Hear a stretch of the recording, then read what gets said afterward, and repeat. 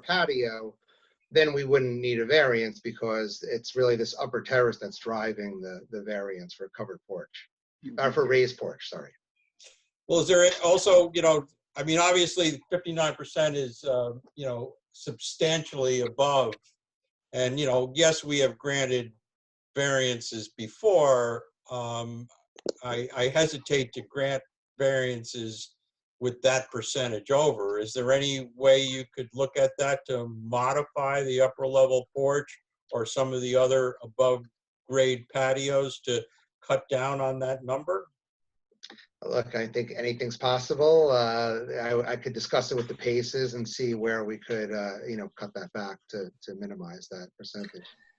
I'm just wondering, I think, I don't know this, but I think the intent of the law was for coverage around the house, like a skirt around the house, right? Which is not what you're doing. You have 2 levels. You have a double decker. Yeah. Right.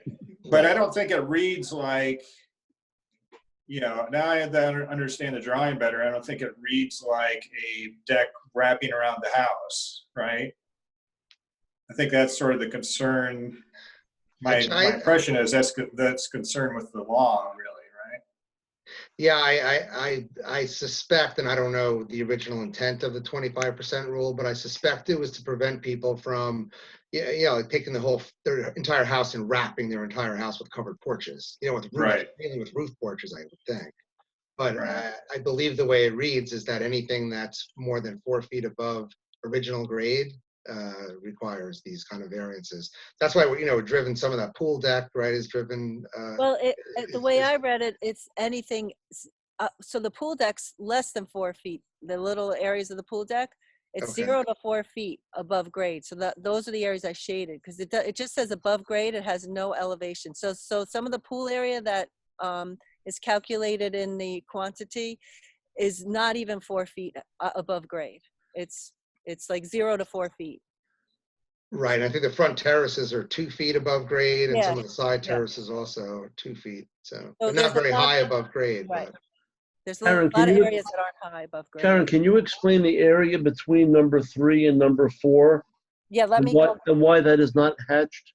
Because that is on grade. That's so if you go to the plan where I shaded it, to the grading plan, you will see.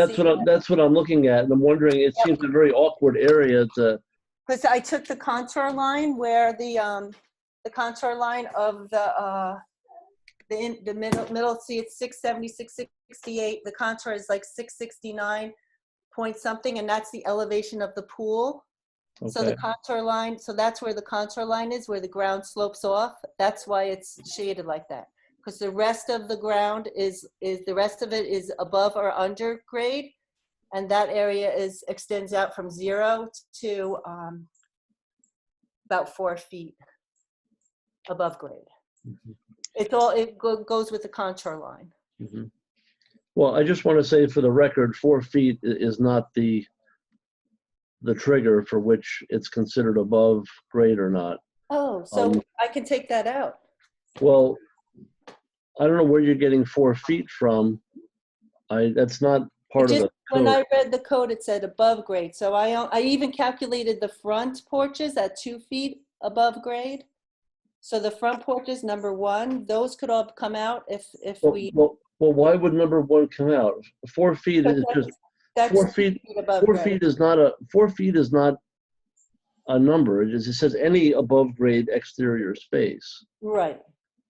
Okay, that's the way I read it. So yes, number 1 would stay in. It's 2 feet above grade. Yes. Number 3 and number 4 are between 0 and 4 feet above grade. The big area number 2, that's the one that's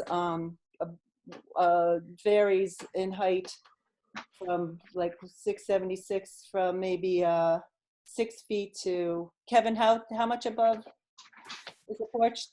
12 feet? In the rear, it's 12 feet from the basement to the terrace. Yes. So that the one that's above grade is just the number 2 really, and some of that is not. It goes from 4 feet to 12 feet above grade. Well, I'm sorry, not really. I mean, all those areas are above grade, you know, number 1, 2, 3, and 4. Correct. So, but isn't the lower portion, isn't that at grade or pretty close to Yeah. at grade? Yes, underneath the walkout from the basement is either at grade or below grade. There's no area above grade. So why is that? Are you counting that in the calculation? No, they're not counting. No, they're not counting. But that was our point, that the impervious surface is there anyway, because we're allowed to build out from the basement because that's not calculated in the porch Okay. area ratio.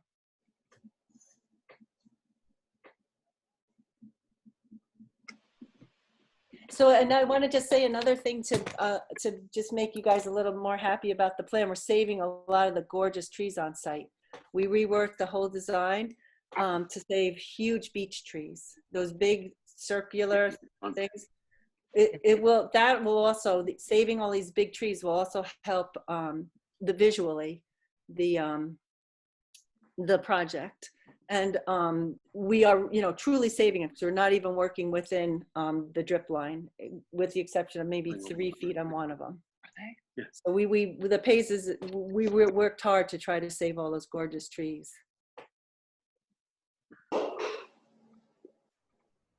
Which I think kind of helps with, it does help with drainage too, a little, not substantially, but little. Police, is it appropriate now to open it up to the public at this point? Yes, if the board has completed their discussion.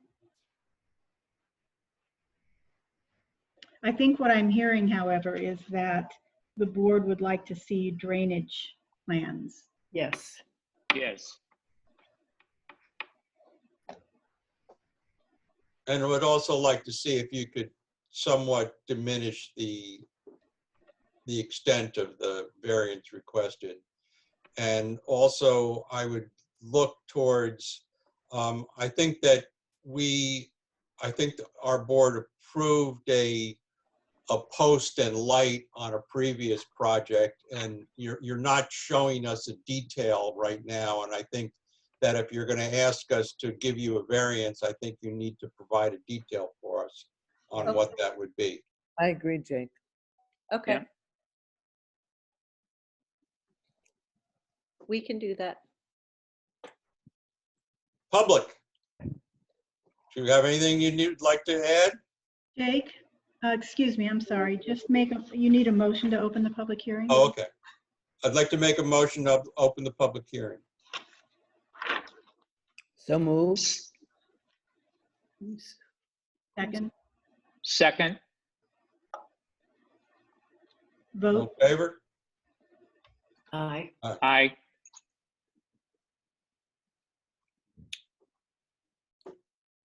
Okay, can we speak? We're the Yes. public. Yes, you are. Hi, this is Sherry Chris Cummins. We live at 222 Continental, so we are literally down the hill from the project.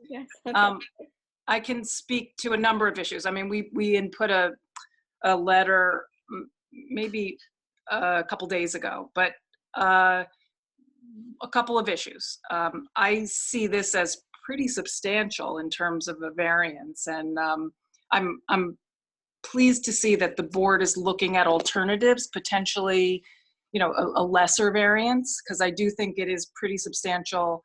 I think it will certainly impact us. I mean, in terms of height, I believe we're down the hill. It's going to visually be very, intrusive in our view. That said, I think our main concern is the drainage. And I can speak to the significant drainage issues that we get from a lot that is completely impervious and has hundreds of trees. I mean, I look at your plan and I say you are saving some trees in the front, but it looks like you're cutting an awful lot down in the back. More than 100. More than 100. I mean, right now, with no building on the lot, drainage plan or no, we have almost at times where the road is so washed out with dirt and debris that my husband has to rake it so that people can pass on Continental. we've had water in our basement. The gravel in our walkways has been moved through significant water drainage coming off that mountain. It actually gets washed down to the O'Neill's properties, past Michael O'Neill's property, which is 212 Continental, onto Terrace Road. So it's significant already. Right. So, I mean,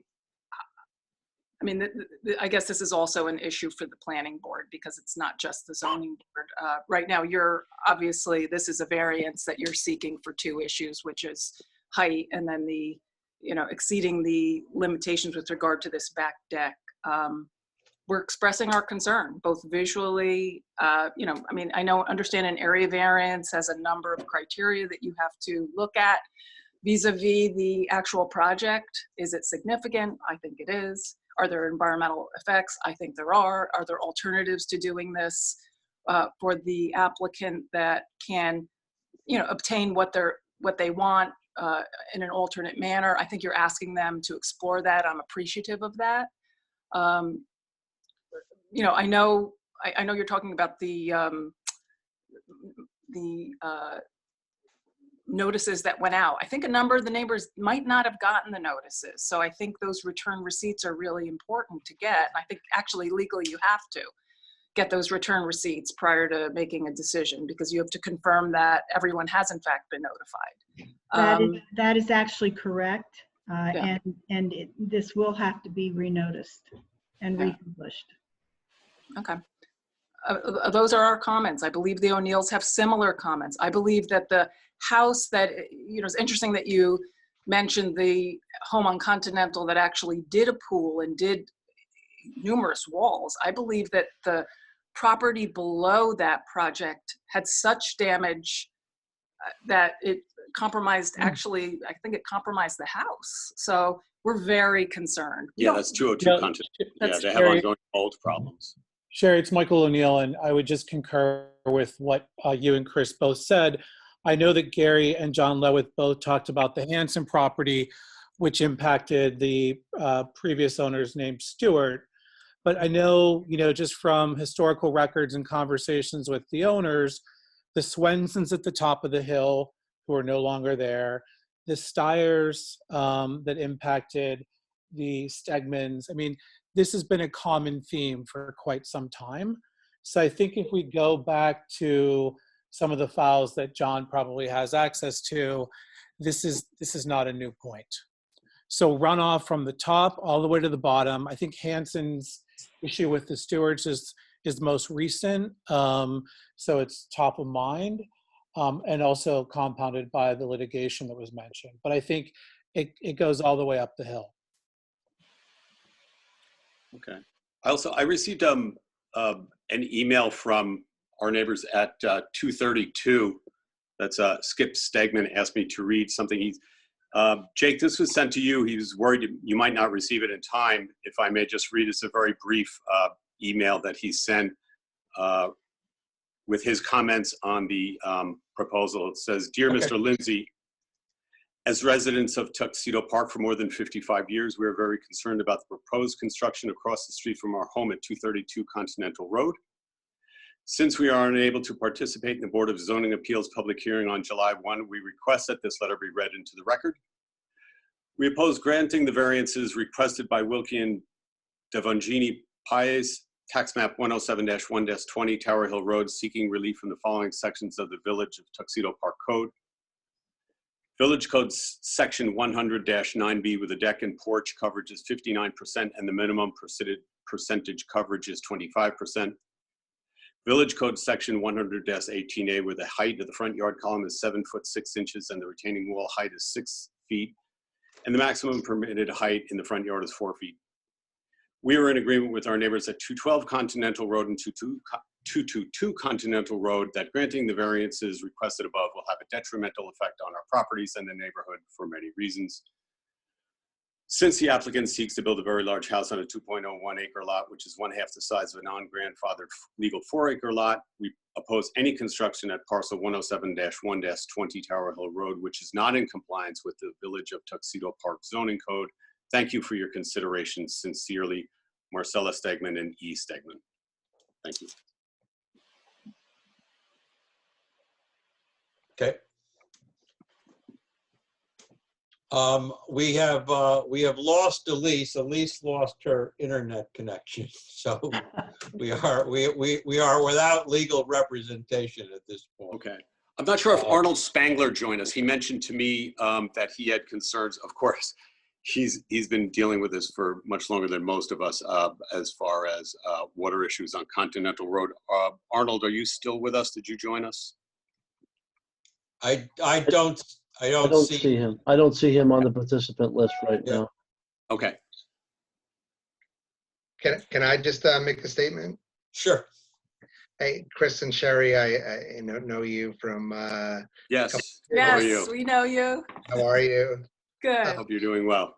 You too. So I obviously this is a large house. The variances that we're requesting aren't really affecting the massing. I think I'll be honest with you. I mean, I know your property. I know what it looks like to stand in your front yard looking up Continental towards this property, and it's a large hill.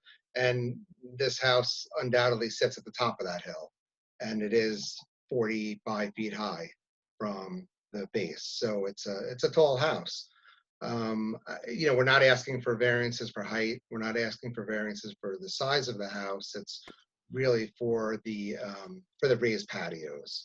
But I don't, the raised patios in my mind, from your perspective, would actually give it a better massing, like I said before, because it does have to break up that vertical height, that apparent vertical height, right? By kind of stepping the house back a little bit. But it's, we can make these porches smaller for sure, but I don't think, from a visual standpoint, that it's going to have much of a difference, from your perspective looking up the hill. And as far as the stormwater goes, the engineers will be putting, I'm sure, many seepage pits in the backyard, and they're going to have to come in and they're going to have to dig test pits, do perk tests to see how the water percolates through there. If there's a lot of rock, those pits are going to have to be pretty sizable. I have to believe that when this is all done with the seepage pits in the ground, that it should slow down the flow of water coming down the hill, because the gutters on the house and the drainage around the foundation are going to catch a lot of that water and put it underground before it even reaches Continental. Yeah, I guess I might, that may be helpful. I would have concerns as far as aquifers, underground rivers and streams as well. Yeah, that neighbors had just south of us that took down a retaining wall. That's certainly always an indeterminate thing. Right. Also, we're looking, is that true? 100 trees are going to be cut down? So they're very skinny. I measured every tree 5 inches and up, and a lot of them are hemlocks that are in very poor shape. Most of the trees we're asking to remove they're not good trees. We're saving like all but good trees are, trees are trees. If their roots are in the ground, they're helping maintain the soil integrity. They're preventing things from washing down the hill. So we are. This is a conversation for a different time. We are saving all the trees in the back, and we'll save more. We were just trying to get better tree growth. I mean, I can save more trees. We were just doing an arboricultural thing to make some trees have more room, the ones that will become better trees, to make it better looking. But we can save like a whole bunch in the back and just leave those hemlocks that are half dead. We can leave them. But in my opinion, you know what the hemlocks are like when they get the woolly adulgid, and they're just like only a couple of branches. That doesn't do a lot. Like eventually it'll die, and it's better to like take that out and let other trees have more space to grow. And we are planning to plant more trees in the back for screening, and more native trees. There's a lot of trees that aren't native on this property. So we are planning on putting some more trees in the back. So I've got a question. It's all hemlocks mostly that are coming out. There's like a majority of hemlocks. Right, but hemlocks create like a ground cover that creates more of a forest-like look and keeps us more in tune with Tuxedo Park and the nature of our, this looks like a little bit of a suburbanized look. That's not neither here nor there. This is the Zoning Board of Appeals. You have 2 variances that you're going for. We should stay on point. which is the variances at issue, which are substantial. So I've got a question also. So with more space like this, does it create noise issues for, I know the applicant mentioned that they like to host fundraisers. So are there noise issues that are going to be created Huge issue. by this additional space and the way it's constructed? John, would you let Elise back in? She's Oh, I'm sorry.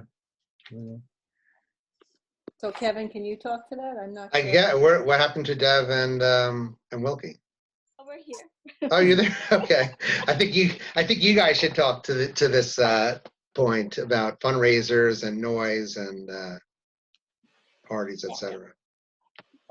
Yeah, I mean, I don't think we're thinking about having, I guess with noise, you're talking about music, or what are we, I mean, we're not, I mean, that's. Well, not- if you have large crowds out on a hard terrace that's bigger than normal and that projects down the hill, is that going to be an issue also for the neighbors, right?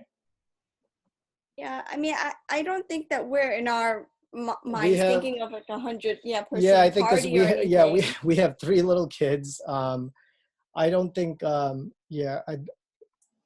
you brought it up in your application. You said you like to host fundraisers. That's where I got the information. Right. Yeah. Which is very honorable, We're but thinking under, Yeah. 50 people. These are Neighbor. small private fundraisers. Isabella's ice skating team, for example. It's not, yeah, we're not thinking of, large. it's not the get-togethers. Central Park Conservancy or something like that. Yeah.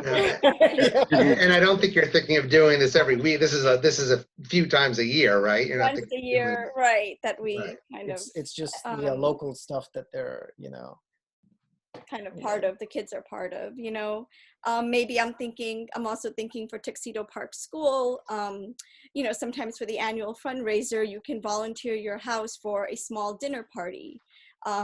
So that's something else that I would like to do at the house and for the school.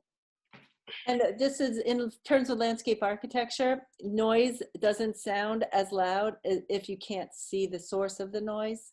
That's a proven, they've proven that. So if we screen everything really well and you can't see where the noise is coming from, apparently it doesn't sound as loud.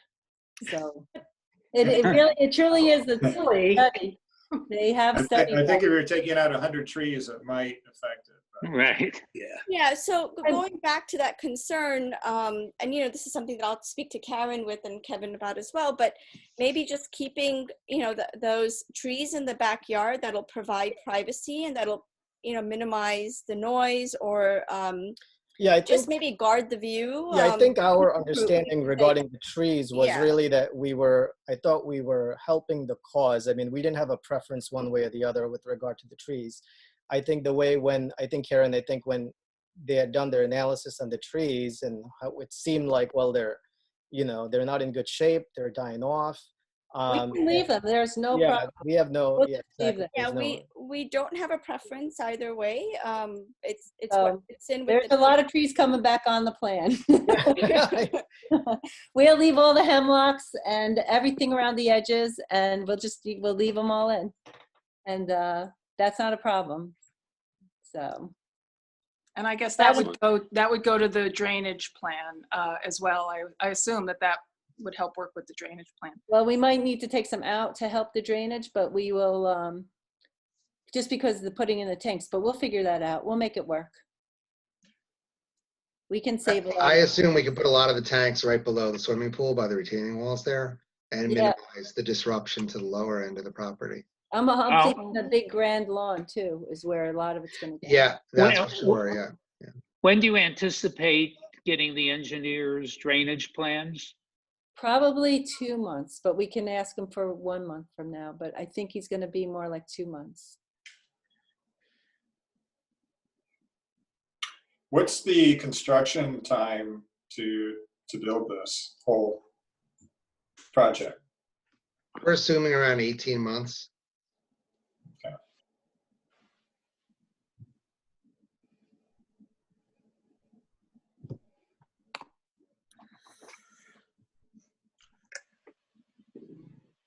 Okay, so I guess then you have your homework to do in the drainage, in providing us details on the posts, into reviewing for the potential to lower the percentage on the variance requested. And that's being the case, we'll leave the public hearing open, Elise, correct? Yes, you can adjourn the public hearing until the next time they appear before the board. But I will say again that this was not noticed properly. They must be certified mail return receipt. My apologies for that. That's okay, but you will have to renotice. So That's fine, yeah. in order to do that, if the drainage plan is going to take a couple of months, then they probably won't be back on the agenda for a couple of months. So just coordinate with John in terms of, when those notices have to go out. And you'll be required to bring back the return, bring back the receipts as well as an affidavit of mailing.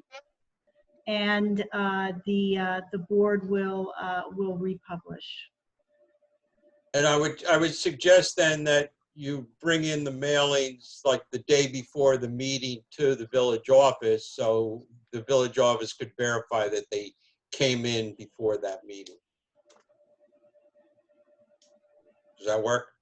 Yes, that's fine.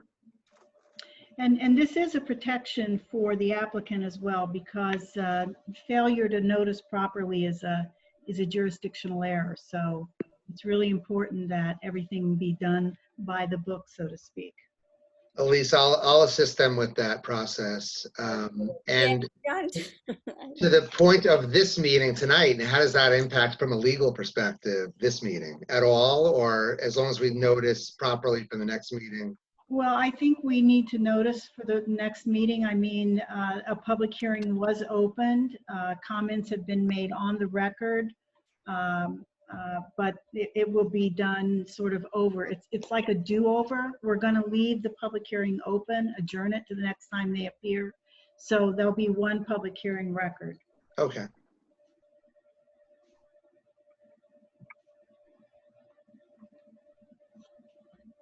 So I'd like to when someone needs to make an emotion to adjourn the public hearing, correct? Yes. Yeah. So move. Second. Okay, all in Second. favor? Aye. Aye.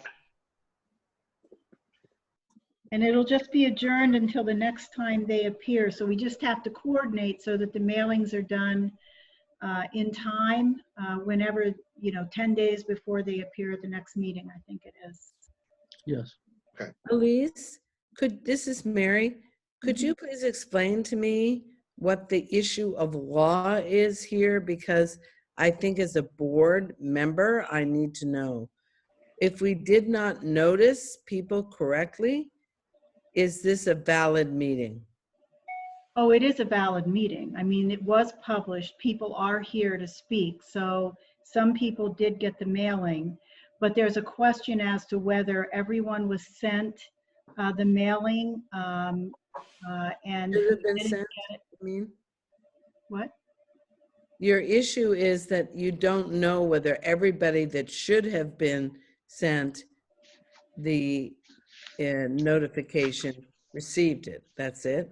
That's one issue. The other issue is that your local law specifically states that the mailing has to be by certified mail return receipt. So essentially, your local law was not followed in this instance. But there's no risk that this is a legal meeting. It's a legal meeting. It's just not a properly noticed public hearing. Okay. I just want to make sure, because otherwise we really should do everything again, Jake, when we do. Well, we're continuing we're going to continue the public meeting.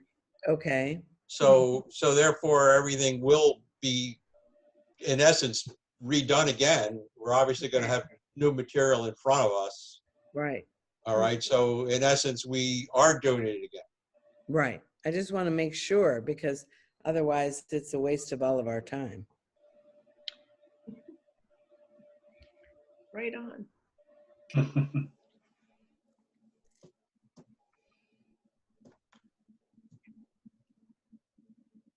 Okay, Thank you all. Thank you. thank you. Good night. All right. Right. Thank you. Good night. Thank you. All right.